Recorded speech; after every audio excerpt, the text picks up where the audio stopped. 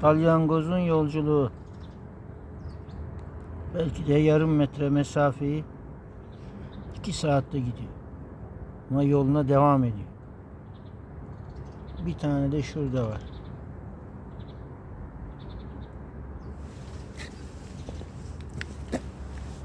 Evet.